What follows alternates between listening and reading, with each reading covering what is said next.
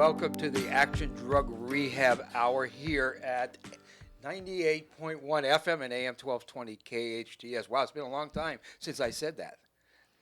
I haven't been on this. I actually haven't hosted this show in over 2 years. You know that? My name is Cary Quashen. I'm looking forward to doing this show, and I also want to special thanks to KHTS and everybody that works here, especially Jerry and Carl for allowing us to do this show, especially in these trying times. You know, I was watching the news the other day, and they're talking about now on CNN. I accidentally caught it. They're talking about the silent pandemic. The real pandemic is what they said. And, you know, it's like I'm sitting here listening to this, and I'm saying we've been screaming this for two years plus. The silent pandemic, what is it, Jaime? What is the silent pandemic? Drug overdose deaths in the United States of America. And the reason why it's a pandemic, it's because it doesn't discriminate socioeconomic status. It doesn't discriminate and if it takes the life of an 11, 12-year-old child who's not addicted to drugs. It is taking lives everywhere in this nation, across the board. But people don't understand that. So when you talk about a drug overdose death, you think that it is only affecting people within the substance use community, and they are very, very mistaken. And I'm glad we're here to talk about that today. Me too. So, you know, before, I've been screaming for the last 10 years. For the last 10 years, I said we're in the midst of an opioid epidemic. It's getting worse and worse and worse, and it's going to kill more people than it did in the 70s. I've been screaming that every chance I have because I'm out fighting this battle.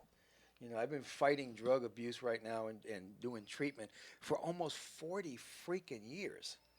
That's a long time, and I've seen every trend you can see. The crystal meth, the heroin, the whatever trend, I've seen it. But in the last 10 years, I've actually watched opiates just explode. And I've seen more and more people get addicted and more people lose their lives.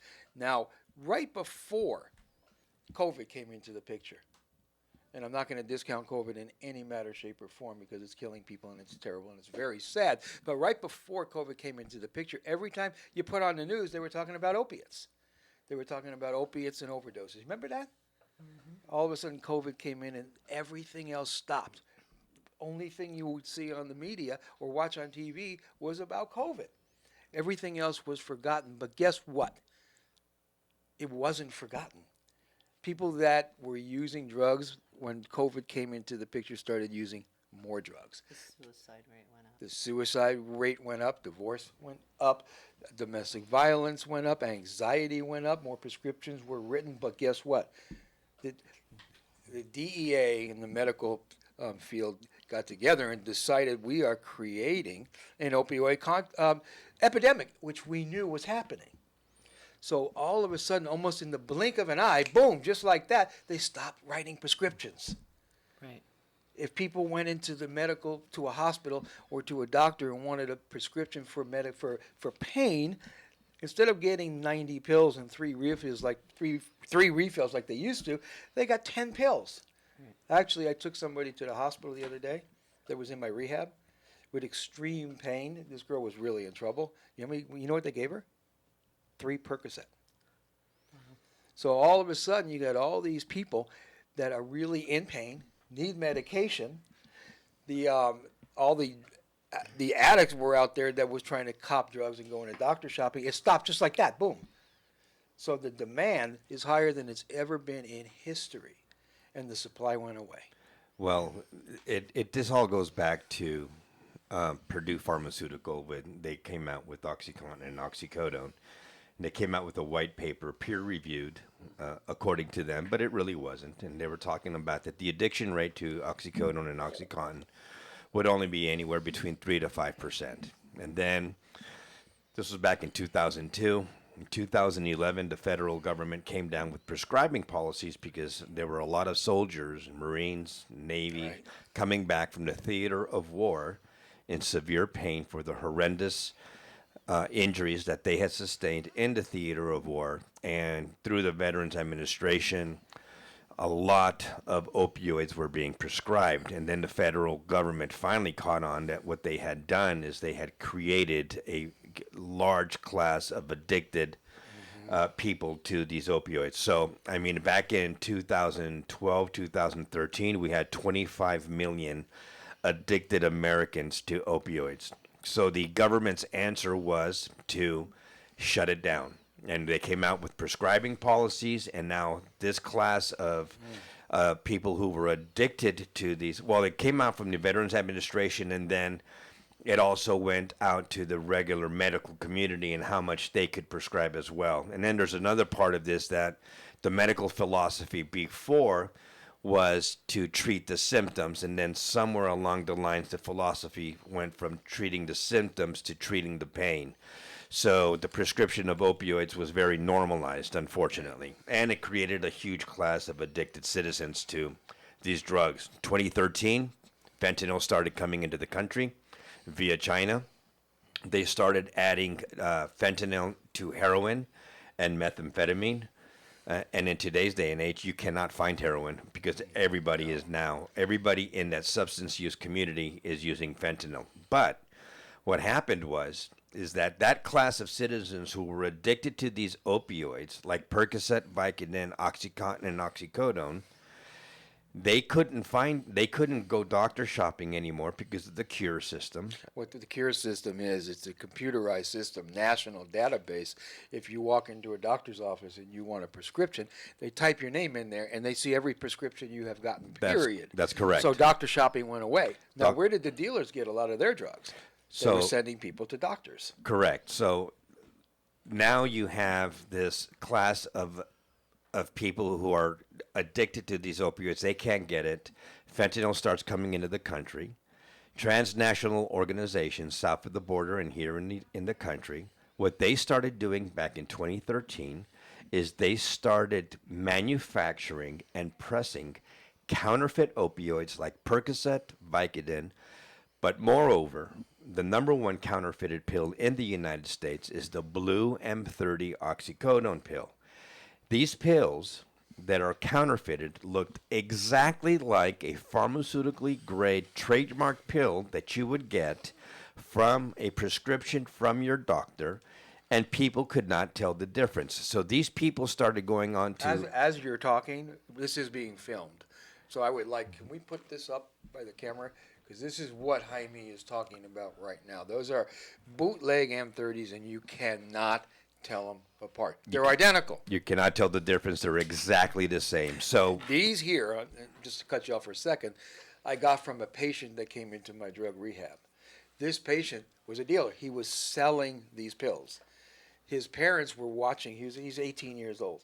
His parents were watching TV and heard a thump in the other room, which they thought was the dog. Then they heard some weird, strange noises in his room. So they ran to the room and they found their son laying on the ground, foaming out of his mouth, having seizures.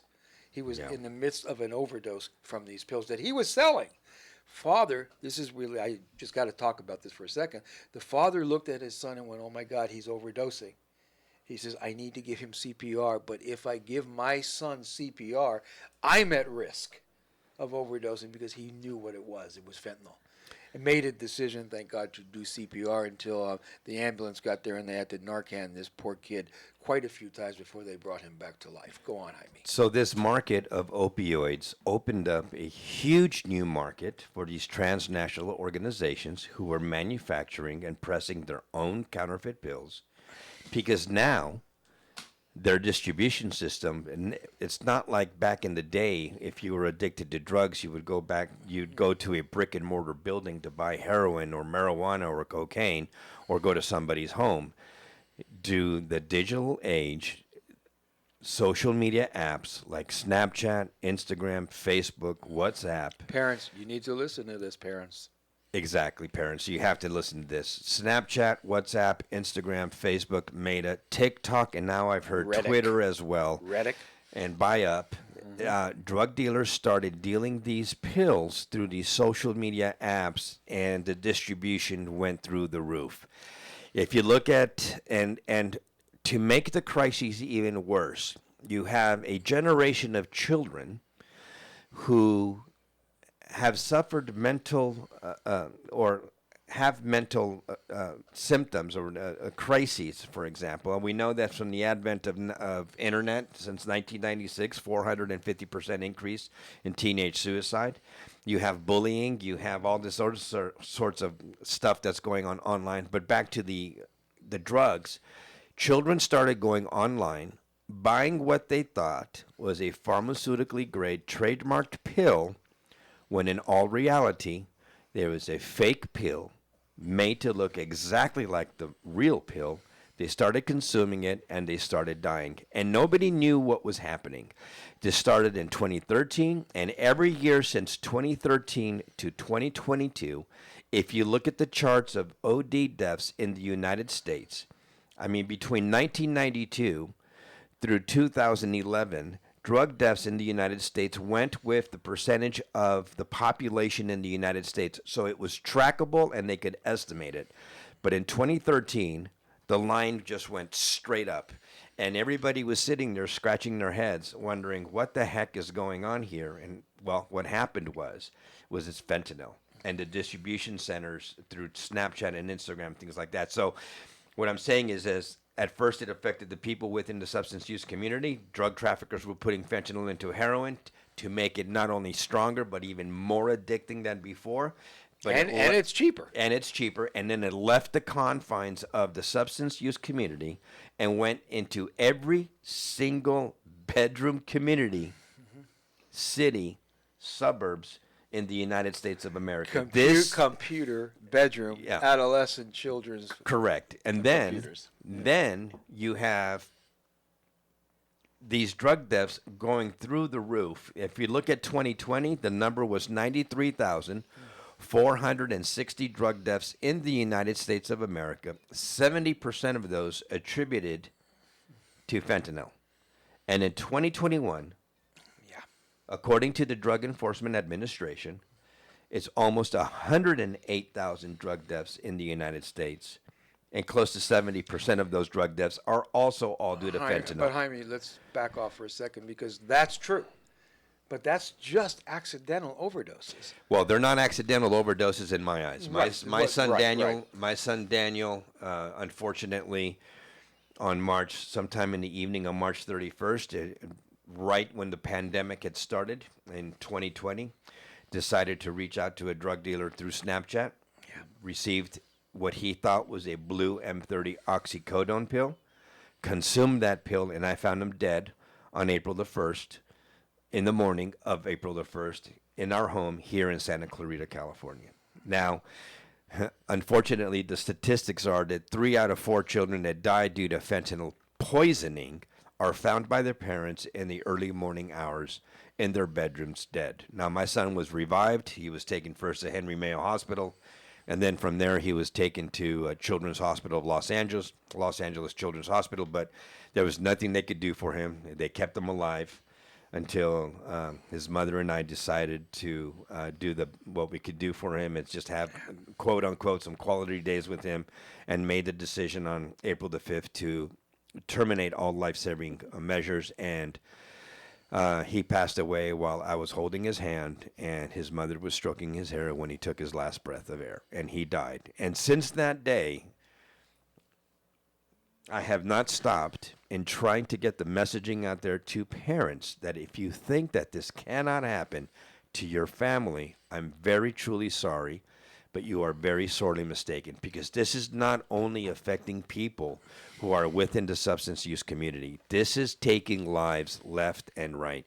We have a generation of children who were brought up on Adderall, Ritalin, and everything else, and these children don't know.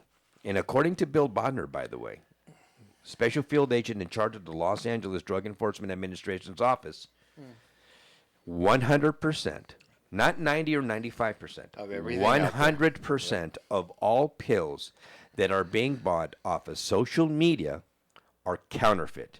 And all you need is 2 milligrams to take your life. And what's even more nefarious about this, Cary, is the following. If your child were to take one of these pills and doesn't die, they're immediately addicted. Yep. Exactly. They're immediately addicted Exactly. because 2.5 hours, 3 hours after consuming the counterfeit pill made of fentanyl, not only is your conscience, but your body is craving it again. So you have to get high again, whether you want to or not. One of the strongest emotional addictive drugs there is in history, and definitely the strongest physically addictive drug in history. Were it not for fentanyl, all of these children, including my son, would still be alive today. I'll stop you for a second. Krista, what's going on? You got tears coming? Tell us what's... I just met Jaime. And so he told me about his son, and hearing the effects, and then how he was able to sit with him and hold his hand, and it just brought back when my son passed away, and it was not too long ago, and it's just When was it? August 15th, 2022. Is that 22? 21. 21, sorry. That's okay. And it's been a struggle. I don't even know how to even explain it. But drug dealers are no longer called drug dealers. They're called plugs. So parents, if you hear that word, I think that, they're not drug dealers. They're just plugs. They're different names. Everything is different than our generation. What happened the night he passed away? Tell us the story. My son had come back from his father's, and so he was not able to be around the fentanyl, and it was a Russian roulette. He never knew what he was going to get. And by the way, drug users know that. Right. Every addict that I deal with right now that comes into my treatment center says the same thing. It's Russian roulette. We never know. Right. Almost every single person that is checked into Action Drug Rehab that has used opiates has overdosed at least once and Narcan back to life. Almost every single one of them. And every single one of them know multiple people that have lost their lives due to this drug. Finish up, Crystal. I revived my son 9 times, and he was once left for dead in Bakersfield.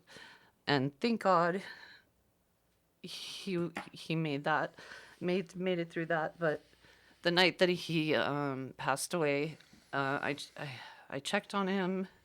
I always checked on him at night because I never knew. And to wake up in the morning and find him and not moved at all, and see that he had, he passed away.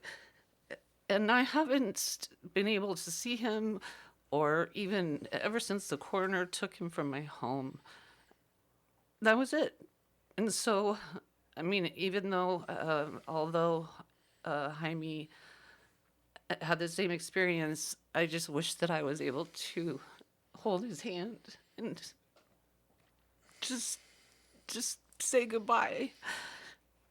It's a horrible experience, and like I said, Can you imagine, too, Jaime? Yeah, I mean, nine times she had brought him back. And I don't know CPR. And you still did it? One time, yeah, I had a Narcan. My insurance didn't want to cover it, which I don't understand that, but they did finally. And one time I couldn't revive him fast enough for the ambulance and the paramedics to get there, and I was on the phone with my son, and my other older son, and he and I we were fed up. It was just hard to just keep having to go through that. And he said, just go over and just smack him in the face. And I'm like, I'm not going to do that. But his head popped up so fast. And I think that really shocked it. It had to do something, because I'd given him Narcan, I'd given him CPR, and if that's what brought him back to life, then thank God. Were it not for fentanyl, your son would still be alive today, and so would Daniel. Yes. Fentanyl has changed the drug landscape in the United States like no other drug has before in the history of the United States, even more so than opium at the turn of the 19th century. Mm-hmm. This is taking more lives than most people even acknowledge. Breast cancer. Well, right now, fentanyl, for the first time since World War II, the average lifespan of every single man, woman, and child in the United States of America especially between the ages of 18 and 45 years of age. You can look this up yourself. Facts. This is a fact. The average lifespan of every single man, woman, and child in the United States has actually decreased despite our medical technology today. And it's all due to fentanyl. Fentanyl right now is killing more people than cancer, car accidents, gun violence, and suicide combined. And they're saying from 18 to 45. I tend to disagree. I would think we disagree should as drop well. That. Oh, that we should drop it down to 12 years of age. Exactly right. These children don't know any better. So, it's a very, very complex situation, and I can't blame your son, by the way. Fentanyl does something to the brain where the opioid receptors, they just grab those opioid receptors and they can't help themselves. Right. Whereas if you are an alcohol... Are you listening to this? I really am, because I did see how dramatic my son changed in just a short period of time. His brain, his talking, everything. It just... What it does to the child, especially a child, they don't have the... In fact, and Cary can probably talk a lot about this more than I can because I'm not a professional in rehabilitation, but from what I understand, a rehab for fentanyl is at least a year. At least a year. And medical insurance will only cover the first 30 days, from what I understand. It's definitely a different game, and we have to treat people differently now. But unfortunately, our legislators don't understand this. Right. They don't understand exactly what's going on, and it's all due to the stigma of overdose and addiction. Right. They think that, like me, I'm the type of guy that, pick yourself up by the bootstraps and get on. This is different. It's not that way. It's not that way with fentanyl. And I learned this. I learned this through my advocacy and my work. I've learned so much about this scourge that there should be absolutely no shame whatsoever. If your child has become addicted to fentanyl, do not feel shame. Do you know, the latest statistics is listen to this, 1 out of every 6 Americans, 1 out of every 6 Americans will have an alcohol or drug problem in their lifespan. Last week. That's a fact. Last week, 3 young ladies from high school in Santa Monica High, I think, or Santa Monica, the city of Santa Monica. Ecstasy. Thought what they took was ecstasy. It wasn't ecstasy. Which they bought online. Again, online. They bought ecstasy. It wasn't ecstasy. It was fentanyl.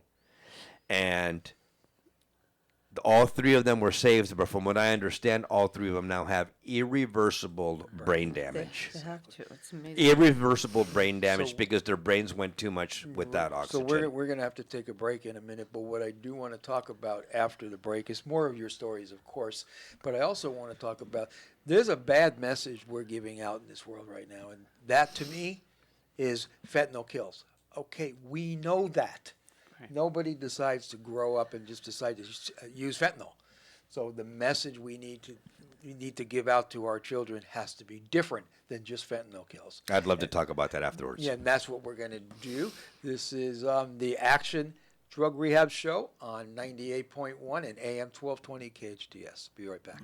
Healthcare can be difficult if you're underinsured or have Medi-Cal. Samuel Dixon Family Health Center can help. Services are available on a sliding fee schedule. The mission of the Samuel Dixon Family Health Center is to give the Santa Clarita Valley access to affordable, quality primary care. There are 3 locations to serve you: Canyon Country, Newhall, and Valverde. Go to sdfhc.org for more information and to find the location most convenient for you. Dr. Neil Green has been treating Santa Clarita patients and making them smile for over 35 years. As a child, Dr. Green had a fear of the dentist and disliked even simple checkups. Today, he's sensitive to your needs. If you have anxiety about getting a checkup, he understands your apprehension even if you've avoided the dentist for years. Discover the comfort of visiting a dentist with Dr. Neil Green. Dentistry is his profession. People are his focus. NeilGreenDDS.com. That's Neil, N-E-A-L, GreenDDS.com. Time for a car wash, but fearful of the scratches that go along with it? Canny Car Wash and Valencia Car Wash proudly use 100% lamb's cloth to prevent scratches and provide the best wash possible. Both locations use environmentally friendly solutions to wash and wax your vehicle, and they both accept all other car wash coupons. Give your vehicle the wash it deserves. Visit Canny Car Wash on Soledad across from Edwards Cinema, or Valencia Car Wash on Creekside Road behind Target. It's painful when your teenager in your household is out of control. Out of control behavior is your teen's way of telling you something is wrong. Sometimes the reason for your teen's out of control behavior is so personal and tragic, your teen would never tell you or anyone else. Actions speak louder than words. Action Drug Rehab can help. With compassionate individual counseling, group sessions, and family support, Action Drug Rehab has been caring for thousands of Santa Clarita teens for decades. Visit actiondrugrehab.com. Get help now. Your business sign is essential to getting customers to your location. Feathers can help you get your business noticed. Feathers, now in a new larger space with plenty of parking. They walk you through each phase of your project with special attention to detail and quality. Feathers will provide you a sign that you can be proud of. Your sign will draw customers in instead of having them drive by. Visit Feathers online at feathersigns.com or go to Feathers' brand new bigger location at 26017 Huntington Drive off Rye Canyon or call 298-9442.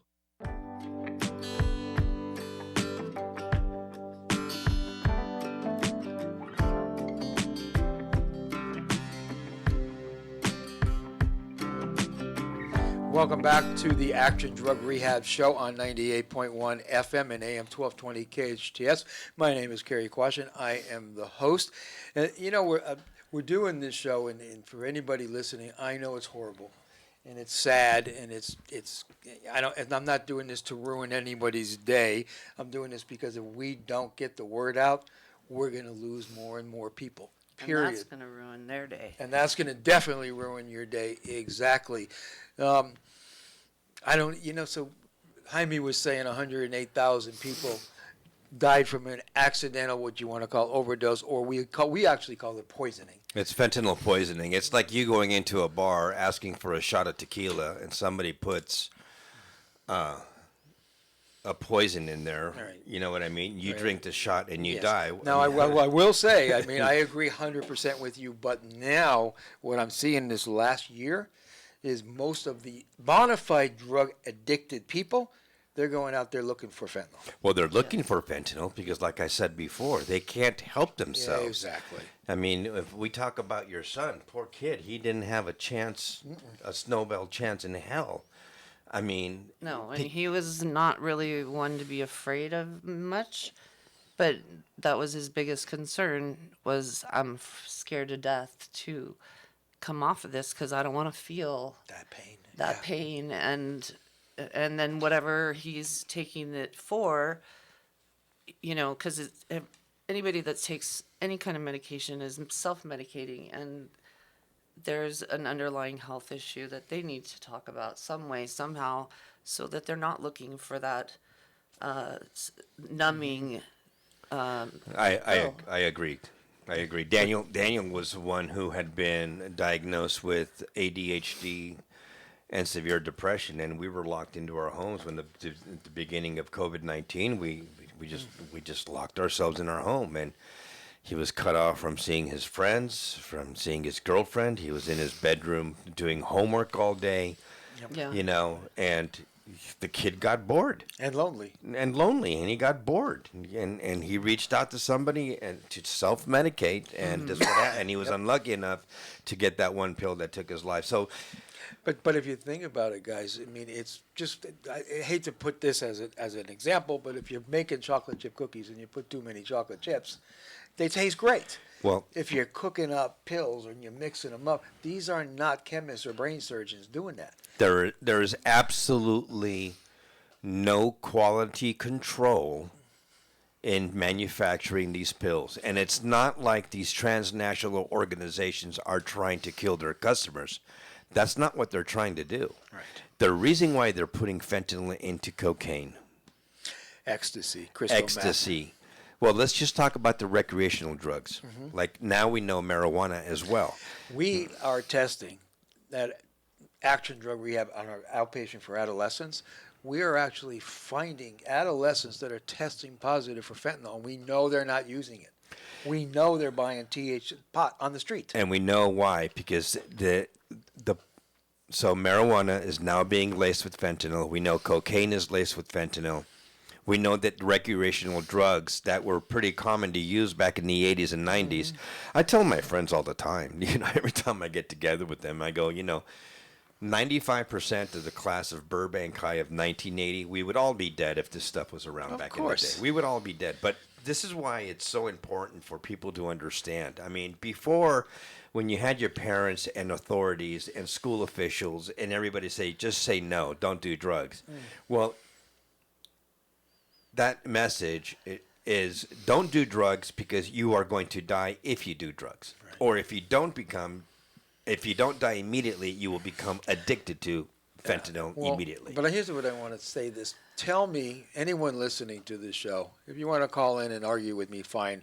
Tell me one drug today that isn't both emotionally and physically addictive out there today.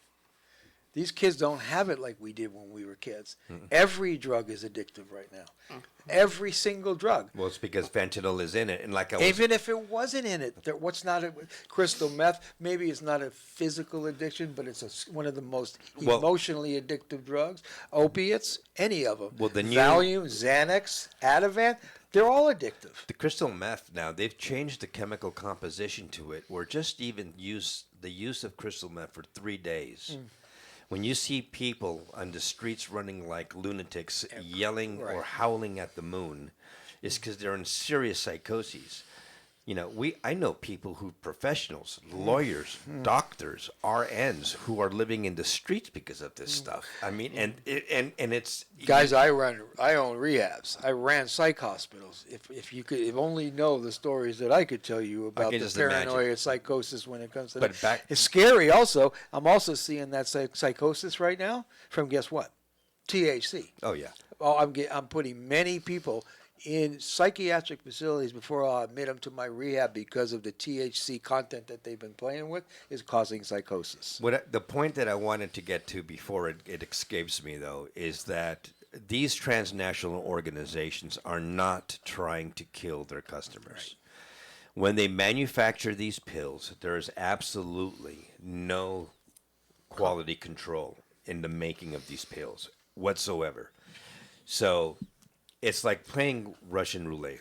Cary has said that many times. 2 bullets. If you have a gun with 5 chambers and all, you're looking at 3 of the chambers with bullets and the other 2 not. That's right. So it's pretty. I mean, it is dangerous stuff. And the reason why they're doing it is because they are trying to get you addicted to it. Because if they get you addicted to that pill or that marijuana or that cocaine and you don't die, you're soon going to come back for more. And for them, it's all about money. They don't care about the life of your son. They don't care about the life of your daughter. All they care about is the money. It's a very complex situation. It's coming in. It's a tsunami of fentanyl is in this country right now. There's enough fentanyl. You're right, but the scary part of it is, man, and I hate to break anyone's bubble. The scary part of this is we're not going to stop it. Well, we're not going to stop it. Right. We can make a big difference. We can educate people. We can arrest dealers. We could put dealers that are selling fentanyl, like you're trying to do right now, in jail for murder. There's a lot of things we can do, but the message we have to give to our children when they're young, now different than ever before, is not heroin kills. We know that. Not fentanyl kills. We know that. All drug abuse, and I want everyone to listen to this, all drug abuse starts innocently. And today ends tragically. Well, before, and I'll go to that point exactly. Okay, and that's a great segue, or not a segue, but a perfect point that you just made. Sometimes I get lucky. Yeah, before you needed to make 15 or 20,000 bad decisions, right, for you to end up on the streets, homeless and addicted to drugs, and die. Right. And addiction, usually you could be in addiction for 10, 15 years until you lost your life. Now, in today's day and age, it's just one decision, just that one decision, and you're dead. You know what's also scary, and I want to say That's this, pretty crazy. that a huge majority of people that are losing their lives have been sober for a while, have been clean off of drugs, and decides to go out and use one more time, and their body can't handle what their mind wants. And that's what's happening And right now. that's what's happening And right that's now exactly to the what's happening the right now. addicts. That's what's happening to them. They're getting clean. All of a sudden, that little urge comes over them. They decide I can use one more time, And they start use the it. same amount. and they go right back to that same amount, or even that's use what a little killed my less, son. but feel, oh man, I Right. just a little more won't hurt, and they end up dead. Well, rehabs right now are basically our city jails and our county jails, and then they come out. I mean, county jail is a rehab. Yeah, exactly. county jail is a rehab because you go in Yeah, there. yeah, There's yeah. no drugs in there, and they come out. They want to get drugged again. They haven't tried it in 1 month, 2 months, 3 months, 6 months, and all of a sudden they take it, and their body was not used to that, and they die. The only way, Cary, you made a point that we're not going to arrest our way out of this. No, but we do need stronger laws. I agree Of with you course we do. 100%. Right now, there are 11 counties out of the 58 counties. We have 11 counties. Unfortunately, Los Angeles is not one of them, but who, for example, are now charging drug dealers for second-degree murder when they can prove that they sold an illegal or illicitly manufactured pill containing fentanyl, taking the life of another, and they're charging people with second-degree murder. And it's Now- a 20 year? So, it's well- 21 or 22 years guaranteed. Well, that's on a federal statute. So, Right. So on a state statutes, they usually get manslaughter, maybe 1 or 2 years, nothing. Which is why so many parents who have lost their children to fentanyl poisoning would rather have the Drug Enforcement Administration get involved with the investigations and then take it to the U.S. attorneys, because there's Title USC 18. I forgot what the other numbers are, but the Title USC 18, I believe, is the distribution or possession of an illicit narcotic that takes the life of another is a minimum mandatory 20-year prison sentence, and you have to do at least 85% of it. So people go to the Drug Enforcement Administration to have them take over their children's cases. Which They would- might impact what we're trying to do. it People might start impact going to the prison. only way we're going to impact this, and this keeps happening in Santa Clarita. I don't know if people know this, and I don't know why, and I'm not trying to make enemies here, but I have been crying. I'm tired of crying over the death of my Me son. too. Me too. I want the city of Santa Clarita to have a symposium or a conference of some kind where we get the city leaders together, where we get the Hart Unified School District, Saugus Union High School District. We need to get the education into our high schools because these children have absolutely no idea of the dangers of it. And parents don't even know What's on their phones. on right. what's on their phones. Yeah. On what's on their phones. Social media has changed everything, but here's a promise from me to you. I will make sure that happens. If not, we will create a symposium, you and me, and whoever else wants to join us, and we will make that happen. The mayor, Marsha McLean, everybody I need to talk to you. Cary is going to make that happen. I need to sit down. We need to get this education into the schools. I started a foundation along with 4 other bereaved parents. It's called Void, VOID. Our website is stopthevoid.org, stopthevoid.org. We were lucky enough to be, we participated in a documentary called Dead on Arrival. It could be found on our website. It's both in English and in Spanish. It could be found in YouTube, Dead on Arrival, directed by Dominic Tierno. That is being used by the Drug Enforcement Administration right now to bring advocacy and awareness into high schools. We have been on tours with this documentary. We still haven't brought it into Santa Clarita yet, and I would love for that to happen. So school principals, if you got the guts to show this, call me, find me. My email is jaime.p@stopthevoid.org. I don't know if we could put a link up later, Mr. Engineer, but if we could do that, that would be awesome. We'll put it on our But website. I am very passionate about this, and I'm sorry if I'm taking a lot of the time on this broadcast because of this, but I'm very passionate. No, that's why I brought you here. I'm very passionate about trying to save as many lives as possible. Every time that I hear of a child in Santa Clarita die, due to Moms, fentanyl poisoning. moms and dads, do me a favor. This show will be, you'll be able to find it on YouTube, wherever you want, on the KHTS website, on Action Family or Action Drug Rehab's website. Show this to your kids. Show this to your kids' friends. And sit down and watch Dead on Arrival with your kids. Show that to the kids. Show that to your kids so they understand exactly what is happening. Social media is a totally different conversation, and we can have another day. I'm just really And I'm gonna bring you back for that. But right now, I Okay. do want to say that, again, alcohol and drug abuse starts very innocently and ends tragically. Today, it's not like some of us did. And I've been clean and sober 41 years, but I'll tell you what: the drugs today, nothing. They don't compare to what we had to play with in the old days. So if you're a parent and say, you know what, I did it, I smoked weed, I did that, it's a different ball game now. The game has changed, man, and it's a life and death kind of thing. And I would not suggest that you get into that. I did, and it's a rite of passage, because that's a bunch of crap. It is not a rite of passage today. It's a right to a coffin if we're not careful. And on that note, we're going to go on break. This is the Action Drug Rehab Show. My name is Cary Quashen.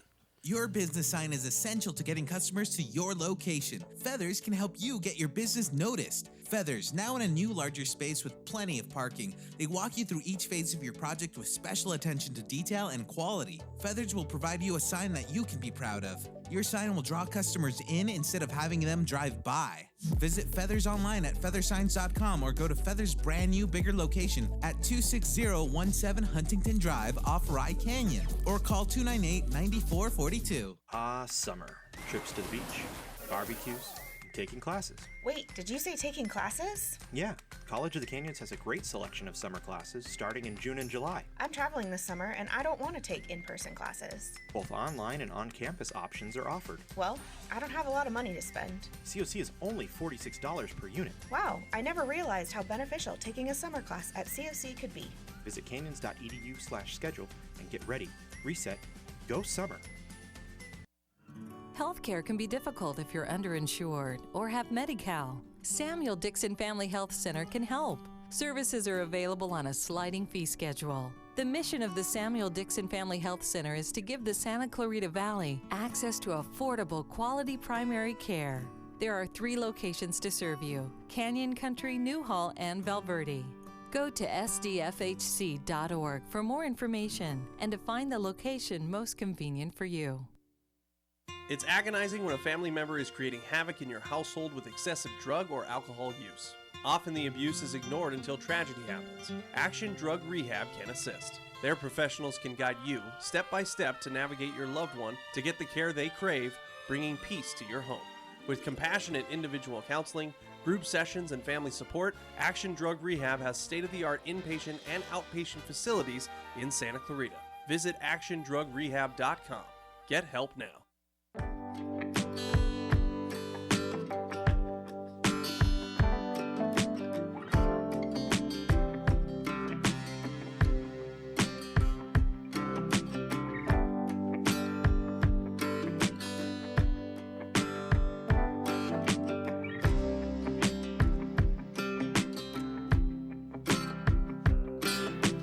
Welcome back to the Action Drug Rehab Show. My name is Cary Quashen. I am the host, and I want to really thank Jaime and Christal for coming on the air with me.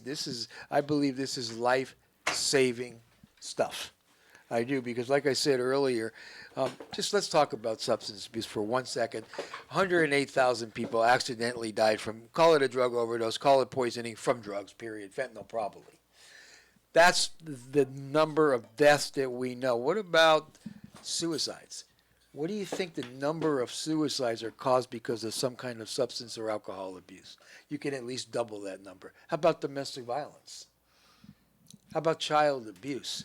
How about molestations and rapes and murders and robberies and car accidents and crashes and murders? Right. Number 1 pandemic in the world. What do you think it is? So if we don't teach our kids now when they're young, I don't care if they're 3 years old and we can start using some kind of TV show as an experience or a lesson, we need to hardwire our children that all drugs are bad. Not fentanyl and heroin. All drugs are bad. And if we don't do that, we're going to have a lot more crisis, a lot more addiction, and a lot more kids that aren't addicts that end up dead. Talk to the parents out there, guys. Talk to the parents. Tell them what you want them to hear. Christal, you go first, then Jaime. Or Jaime first. I don't care. Well, I mean, again, I think I mentioned earlier in the show, I mean, there's a lot of children who would have mental health issues, not to blame the parents. I mean, but, before, back in, you had mom, and believe me, I'm not a misogynist or anything like that, and I'm not saying that women should stay home. I'm not saying that at all. I'm just I'm just stating how it Christal used. said it. Yeah, Christal said it. But it's what it used to be is moms were at home waiting for their children, making sure that they did their homework and that everything was in line at home. But now children are getting home, and it's just the way it is. I mean, in today's economy and society, both parents need to work to be able to pay rent and pay the bills and everything else. You got your kids from junior high school, elementary, 6th grade, 7th grade, 8th grade, 9th grade, high school, going home, finding the home alone. And they're left to their own devices. And we're talking about children who do not have the maturity, in many cases, to do the right thing. And unfortunately, most of their influence is on social media or from their own friends. Jaime, question. Or you, Christal, both of you. What do you think the last thing a 13-year-old girl or boy does before they go to sleep? Oh, they're looking at their social media. They check their social media or on Snapchat or Instagram saying goodnight to their friends, right? Right. What do you think the first thing they do when they wake up in the morning before they use the bathroom? It's the same thing that we parents do, and that's we're all disconnected from. We're all what? Disconnected. Do you know that's exactly where I'm going? Your children are spending so much time with their friends, social media in the morning, social media at night, in school all day. The average parent, this is a fact, scary. The average parent to a teenage kid, 2 to 10 minutes a day, speaking 16 plus hours with their friends. So if they're disconnected from us and they're connected to social media and all that stuff out there, peer pressure is even worse than it's ever been in history. Well, for 19 years, I knew where my son was, or I talked to him on the phone, or he was just he was just coming up on 18, and he was afraid to move out and start on his own. And he's the last of my 3 that would be 18 and out of the house. And that was just, I looked forward to that so much, unfortunately, just because I just wanted to, take care of me. Yeah. And now I don't know what to do with myself. Well, here's what I do know for sure. I know that your son is watching over on you right now. And I know, listen to me, that your son would want you to live, go on with your life, and be happy. That I know. And you know what I also know? That you owe that to him and yourself. That I know. Well, right? With you both and your help, I know that will happen, because Cary has been a part of my life for so long. And I'm thankful for that. So, I miss my son every day, and to know that I'm never going to see him again kills me. So if you guys, parents, just talk to your kids, pay attention to them, when they're just being a jackass and, acting out. It's just the same as when they're little. There's a reason for that. And love them anyway. And tell them you're proud of them, Yeah. Hey. And tell them you love them. Come here. Jaime, you got a minute. My only advice would be, again, please go and watch the documentary. Sit down with your children and watch it. School officials, please reach out to me. I'm willing to go in and talk to you guys. I would love to do this in public assemblies like I've done in Orange County. We've had over 6,000 students in Orange County that have already seen this documentary. San Diego County is doing the same. We're going to, please, families, don't be one of these guys. Yeah.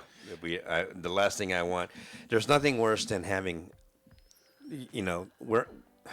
our children are supposed to bury us. We're not supposed to bury them. This is a club you don't want to be in. But you know what? I'm going to tell you that you guys, to me, are heroes, and I mean that. Thank you. You're out there saving lives. Your story will save lives. I know that.